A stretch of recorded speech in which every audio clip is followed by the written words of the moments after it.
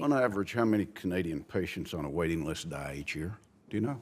I don't, sir, but I know that there are 45,000 in America who die waiting because they don't have insurance at all.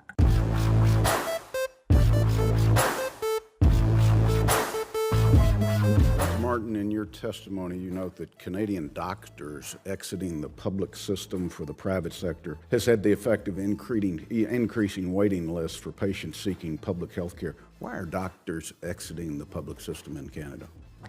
Thank you for your question, Senator. If I didn't express myself in a way that make myself understood, I apologize. There are no doctors exiting the public system in Canada, and in fact, we see a net influx of physicians from the United States into the Canadian system over the last number of years.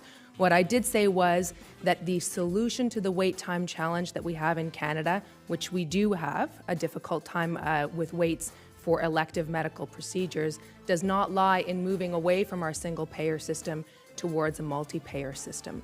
And that's borne out by the experience of Australia. So Australia used to have a single tier system, and in the 1990s moved to a multiple payer system where private insurance was permitted. And a very well-known study by Duckett et al. Tracked what took place in terms of wait times in Australia as the multi-payer system was put in place. And what they found was, in those areas of Australia where private insurance was being taken up and utilized, waits in the public system became longer. What do you say to an elected official who goes to Florida and not the Canadian system to have a heart valve replaced? It's actually interesting because, in fact, the people who are the pioneers of that particular surgery, which Premier Williams had, and had the best health outcomes in the world for that surgery, are in Toronto at the Peter Munk Cardiac Centre, just down the street from where I work.